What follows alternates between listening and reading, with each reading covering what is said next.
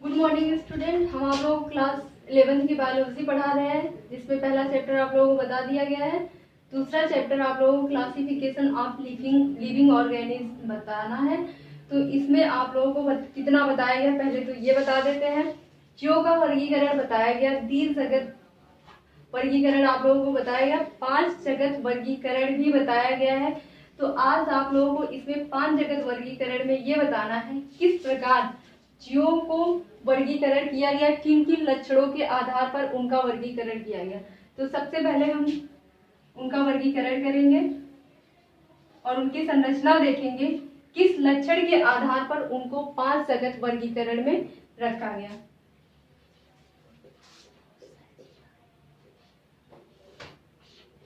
तो जीव जगत में कितने प्रतिशत, कितने मिलियन होते हैं?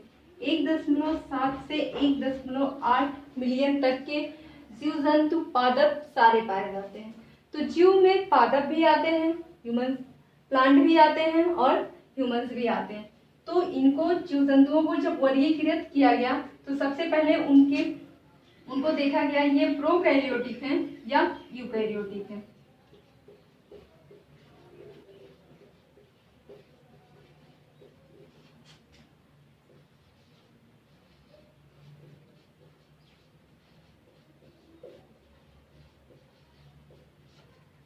जीव जंतुओं को जब जीव जगत 5 जगत किंगडम के आधार पर बांटा गया तो क्या देखा गया? सबसे पहले देखा गया कि ये प्रोकैरियोटिक है या यूकैरियोटिक कोशिका है। तो प्रोकैरियोटिक कोशिका किसे कहते हैं, यूकैरियोटिक कोशिका किसे कहते हैं, आप लोगों को कई बार हम बता चुके हैं। प्रो मीन्स होता है प्रिमिटिव और कैरियोन शब्द कैरियोटिक शब्द से मिलकर बना है, जिसका अर्थ होता है न्यूक्लियस, जिसमें बहुत प्राचीन टाइप की केंद्रक पाया जाएगा, उसी को प्रोकैरियोटिक कोशिका कहते हैं। और यूकैरियोटिक कोशिका जिसमें एडवांस टाइप की कोशिका पाई जाएगी, न्यूक्लियस इस प्रकार होगा, तो उसको क्या कहेंगे? यूकैरियोटिक। जिसमें सत्य न्यूक्लियस, सत्य केंद्रक पाया जाएगा, उसी को यूकैरियोटिक कोशिका कहते हैं। तो यूकैरियोटिक कोशिका के अंतर्गत फिर इसको बांटा गया एक कोशिकीय।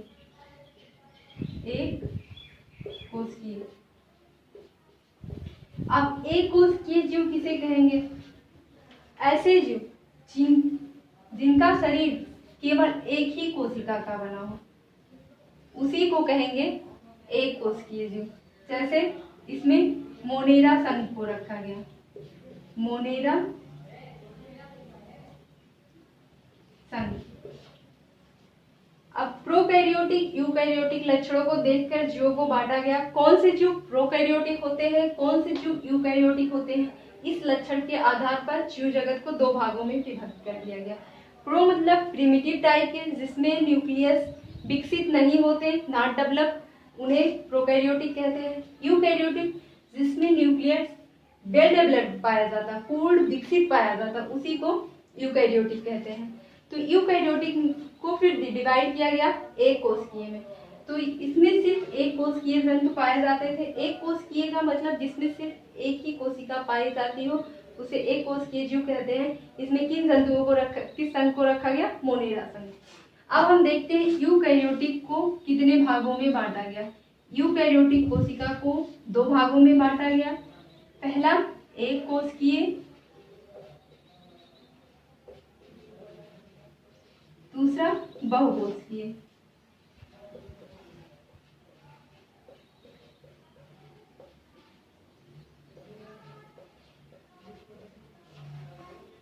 अब एक कोशिकीय जीव किसे कहेंगे? बहुकोशिकीय। वह जीव जिनके शरीर में मात्र एक कोशिकाएं पाई जाएंगी, उन्हें एक कोशिकीय कहेंगे। और वह जीव जिनके शरीर में मल्टी कोशिकाएं पाई जाएंगी, मल्टी न्यूक्लियस कहलाएंगे उन्हें। वह जीव जिनके शरीर का निर्माण बहुत सारी कोशिकाओं से मिलकर बना होता है, उन्हें बहुकोशिकीय जीव कहते हैं। तो अब हम देखते हैं एक कोशिकीय में किन जंतुओं को रखा गया, किस संघ को रखा गया है, और बहुकोशिकीय में किस संघ को रखा गया। एक कोशिकीय में प्रोटिस्टा को रखा गया है, प्रोटिस्टा,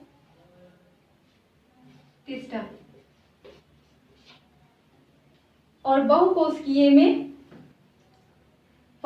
कोशिकीय को दो भागों में बांट दिया गया, एक कोशिका सहित भित्ति और एक कोशिका रहित भित्ति। कोशिका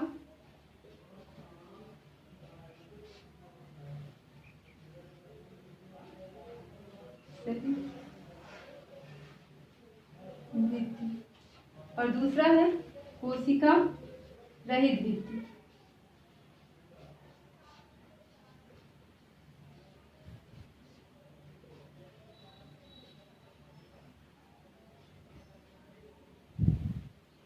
अब कोशिका सहित भित्ति किसे कहेंगे और कोशिका रहित भित्ति, जिसमें कोशिका भित्ति सेल वॉल पाई जाएगी उसको कोशिका सहित भित्ति कहेंगे, और जिसमें नहीं पाई जाएगी उसे कोशिका रहित भित्ति कहते हैं। जैसे पादप, पादप का जो सेल बनाया जाता उसमें कोशिका भित्ति पाई जाती है, और जो एनिमल्स होते हैं उसमें कोशिका भित्ति नहीं पाई जाती, उसमें सेल वॉल नहीं पाई जाती है। यह आप लोगों को अध्याय 8 जब पढ़ाया जाएगा कोशिका, तो उसमें पूरा डिटेल से बताया जाएगा, आपको बस इसमें इतना ही जानना है। तो कोशिका सहित भित्ति और कोशिका रहित भित्ति।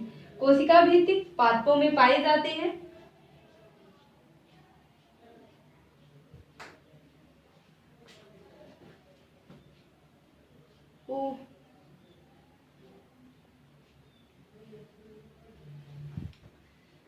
कोशिका बहुकोशिकीय जिसमें कोशिका भित्ति पाई जा रही है, वो कौन होते हैं? पादप होते हैं। प्लांट में पाई जाती है कोशिका भित्ति, और एनिमल्स में कोशिका भित्ति नहीं पाई जाती। अब इनको भी दो भागों में विभक्त किया गया है। अब एनिमल्स इसे एक भी, अब इस जो कोशिका रहित भित्ति है उसमें किसको रखा जाएगा? जंतु को। हमने बताया आप लोगों को जंतु जगत को रखा गया क्योंकि उनके कोशिका पर सेल वॉल नहीं पाया जाता, कोशिका भित्ति नहीं पाई जाती। और इसमें इसको दो भागों में विभक्त किया गया। पहला है प्रकाश संश्लेषण। प्रकाश संश्लेषण नहीं होता,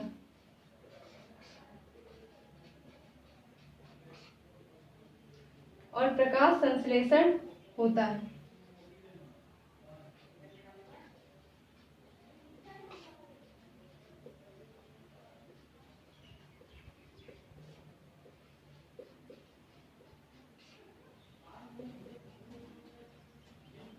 तो कोशिका सहित भित्ति को दो भागों में बांटा गया। एक प्रकाश संश्लेषण, एक में प्रकाश संश्लेषण नहीं हो रहा और एक में प्रकाश संश्लेषण की क्रिया हो रही। अब प्रकाश संश्लेषण की क्रिया किसमें होगी? हरे पादपों में होती है। हरे पादप या हरे पौधे आप कह सकते हैं। और प्रकाश संश्लेषण की क्रिया किसमें नहीं होगी?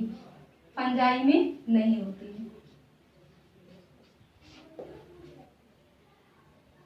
तो सबसे पहले जीवों को दो वर्गों में बांटा गया, उनके दो लक्षण।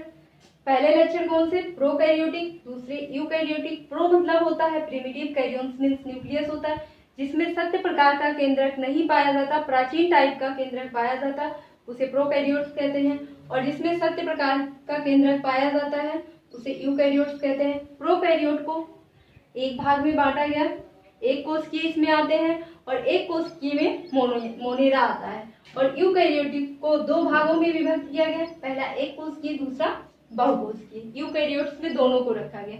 एक कोशिकीय जगत में प्रोटिस्टा आता था और बहुकोशिकीय में दो आते थे, पहला कोशिका सहित भित्ति, दूसरा कोशिका रहित भित्ति।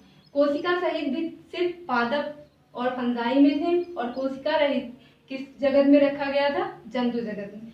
जंतु जगत की जो कोशिका होती है उस पे कोशिका भित्ति आपने देखा होगा, इस प्रकार की संरचना होती है।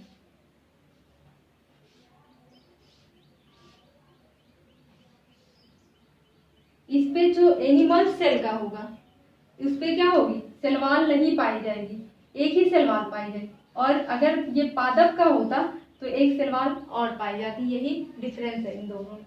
अब आपको देखना है कोशिका सहित भित्ति, एक में प्रकाश संश्लेषण नहीं होता, एक में प्रकाश संश्लेषण होता है। प्रकाश संश्लेषण की क्रिया किसमें होगी?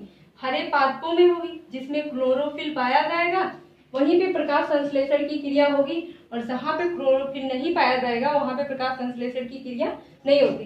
तो फंजाई एक ऐसा जगत है जिसमें क्लोरोफिल नहीं पाया जाता। क्लोरोफिल ना पाए जाने के कारण इसमें प्रकाश संश्लेषण की क्रिया नहीं हो रही है, और इसमें प्रकाश संश्लेषण की क्रिया हो रही क्योंकि इसमें हरे पादप में क्लोरोफिल पाए जा रहे हैं। अब आपको पढ़ना है 5 जगत वर्गीकरण के मूल लक्षण क्या क्या थे।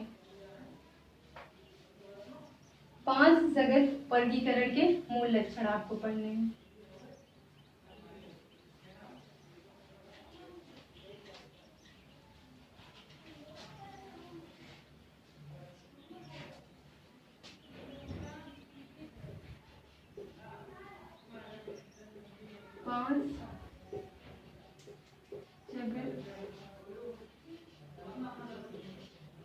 वर्गीकरण के मूल लक्षण, ये आपको पढ़ना है कि 5 जगत वर्गीकरण के मूल लक्षण कौन कौन से हैं। तो इसके बहुत सारे लक्षण पाए जाते हैं 5 जगत वर्गीकरण के। सबसे पहले क्या होती है, कोशिका संरचना की जटिलता। पहला इसमें है कोशिका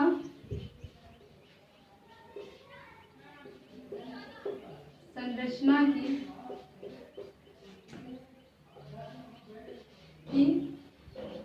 जटिलता। कोशिका संरचना की जटिलता जिस प्रकार आपने वर्गों में बांट के पढ़ा, तो इसमें कोशिका संरचना की जटिलता क्या होगी, या तो ये प्रोकैरियोटिक होंगे या तो यूकैरियोटिक होंगे।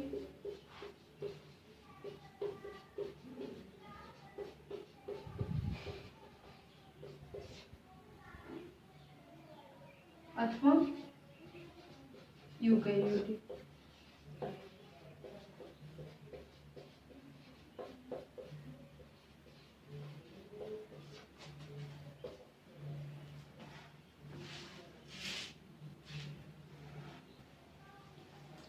तो कोशिका संरचना की जटिलता या तो वो प्रोकैरियोटिक होंगे या तो यूकैरियोटिक होंगे। केंद्रक कला की उपस्थिति या अनुपस्थिति के आधार पर कोशिका को एक कोशिका यूकैरियोटिक और प्रोकैरियोटिक में बांटा गया है, जिसमें नील हरित शैवाल इसके अंतर्गत क्या आएंगे, नील हरित शैवाल जिसे BCA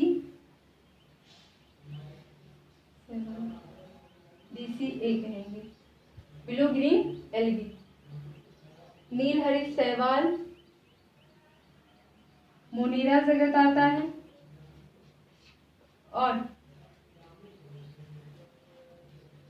कुछ शैवाल आते हैं। तो कोशिका संरचना की जटिलता के आधार पर प्रोकैरियोटिक और यूकैरियोटिक के आधार पर रखा गया। तो प्रोकैरियोटिक किसे कहेंगे, यूकैरियोटिक किसे कहेंगे, हमने अभी आप लोगों को बताया। प्रो मीन्स प्रिमिटिव होता है, बस आप इतना याद किए रहिए कि प्रो मीन्स प्राचीन होता है। आपको हमेशा कोई भी अंतर पूछता है तो आप बता ले जाएंगे। और यू मीन्स सत्य होता है, और कैरियोन्स मीन्स आप लोग जानते हैं कि न्यूक्लियस होता है। तो जिसमें प्राचीन बहुत पुरानी टाइप की कोशिका पाई जाएगी उसे प्रोकैरियोटिक कहते हैं, और जिसमें एडवांस विकसित कोशिका पाई जाएगी उसे कहेंगे ये यूकैरियोटिक कोशिका है।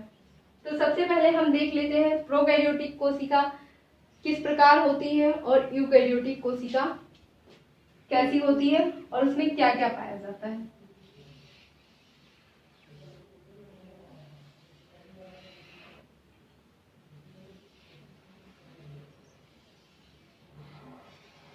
ये सेल वाल्स है, और इसमें प्लाज्मिड पाया जाता है, और प्लाज्मिड में क्या होता है, DNA भरा रहता है।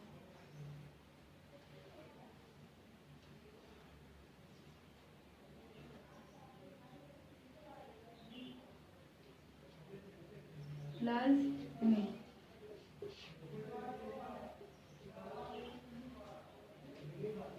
और इसमें बिखरा हुआ क्रोमोसोम्स होता है, इसी प्रकार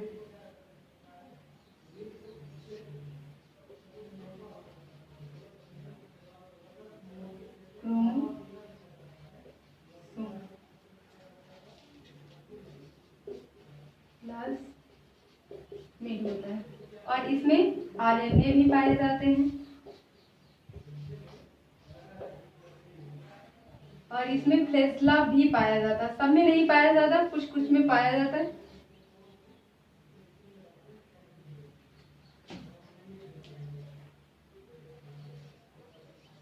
फ्लैजेला भी पाया जाता है और इसमें मीसोसोम्स पाए जाते हैं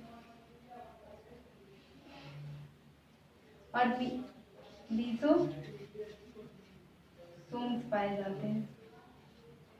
तो ये है प्रोकैरियोटिक कोशिका का फिगर।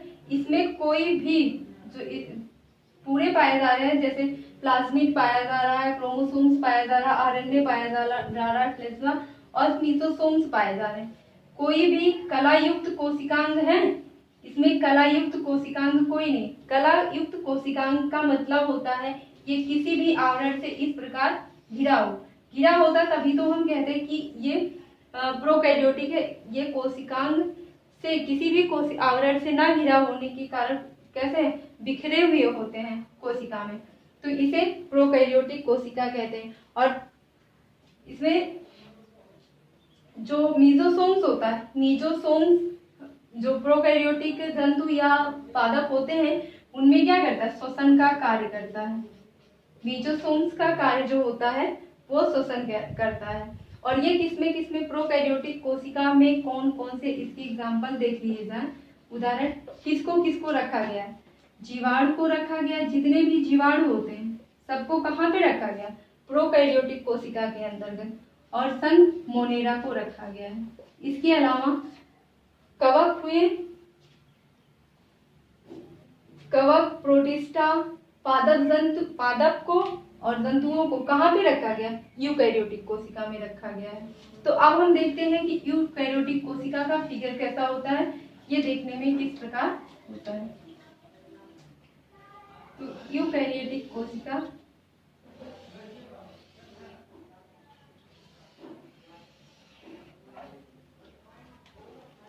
इसमें केंद्रक पाया जाता है। केंद्रक किस लिए कहा जा रहा है? क्योंकि यह केंद्र में स्थित होता है, इसीलिए इसे केंद्रक कहते हैं। और यह केंद्रक कला के द्वारा घिरा रहता है। और इसमें क्या पाया जाता है? क्रोमोसोम्स पाए जाते हैं। ये क्या है? क्रोमोसोम।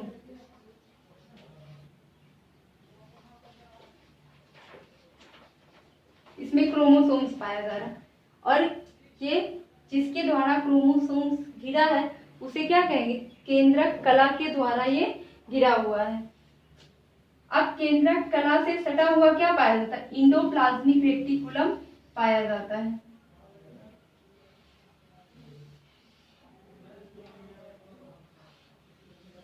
इंडोप्लाज्मिक रेटिकुलम और माइटोकॉन्ड्रिया पाई जाती है।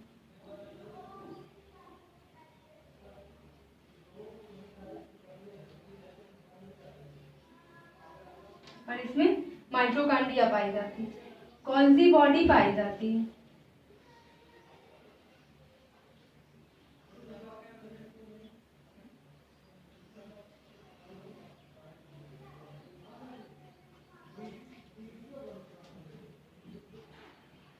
वैक्यूल्स पाया जाता है और क्लोरोप्लास्ट भी पाया जाता है। सबसे पहले हम देखेंगे पादप कोशिका भी हो सकती है और जंतु कोशिका भी हो सकती है। अगर राइबोसोम्स पाए जाएंगे, राइबोसोम्स, और प्रोटीन पाया जाएगा,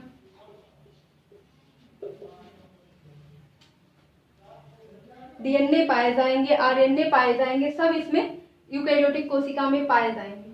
लेकिन अगर ये जंतु कोशिका है, ये अभी क्या है?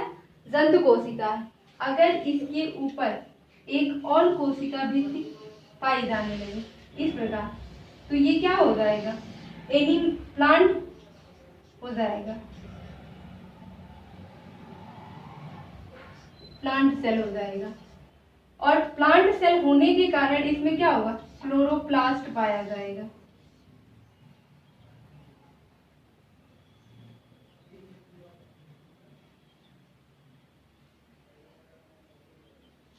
इसमें क्लोरोप्लास्ट पाया जाएगा, वैक्यूल्स पाया जाएगा, बहुत बड़ा सा पाया जाएगा। एनिमल्स में भी वैक्यूल्स पाया जाता है लेकिन वो छोटा पाया जाता है। और प्लांट में जो होता है वैक्यूल्स 90% स्थान वैक्यूल्स लेता है पूरा। इसमें वैक्यूल्स जो होगा पादप में पूरा इतना स्थान पूरा वैक्यूल्स ही लेता है। तो ये प्लांट सेल हो गया। अगर इसी से क्लोरोप्लास्ट और वैक्यूल्स को छोटा बना दे तो ये एनिमल सेल हो जाएगा। यही यूकैरियोटिक कोशिका की संरचना होती। अब यूकैरियोटिक कोशिका में रखा किसको किसको गया है, कवक को रखा गया है, इसमें कवक आते हैं। प्रोटिस्टा को रखा गया है, प्रोटिस्टा।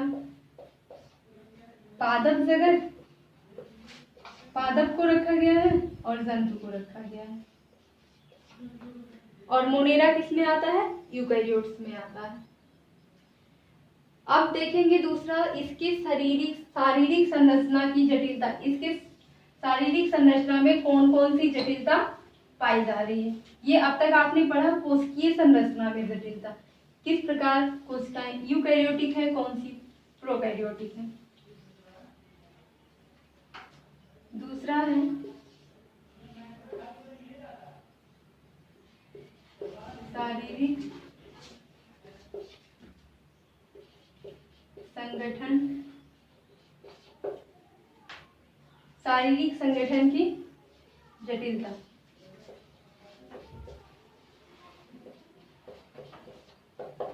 तो इसमें आपको बताया जाएगा जो जंतु होते हैं, जब वो पांच जगत वर्गीकरण का सिद्धांत WH विटेकर ने दिया था तो कोशिका संरचना की जटिलता देखी थी, शारीरिक संगठन की जटिलता देखी थी, उसे पोषण की विधि देखी थी। तो आप शारीरिक संगठन की जटिलता में क्या क्या होता है, कोई भी जंतु हो वो एक कोशिकीय होगा या बहुकोशिकीय होगा, एक कोशिकीय। अब एक कोशिकीय जीव क्या होंगे, इनके शरीर की सभी जैविक क्रियाएं, इनके शरीर की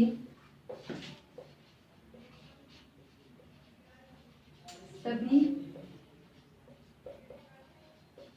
जैविक क्रियाएं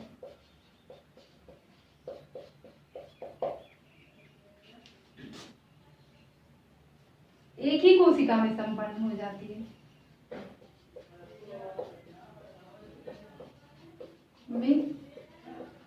संपन्न हो जाती है।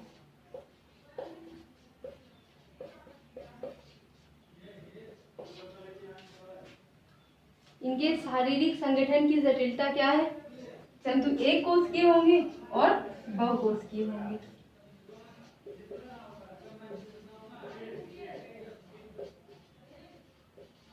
बहुकोशिकीय होंगे, यूनिसेलुलर या मल्टीसेलुलर होंगे।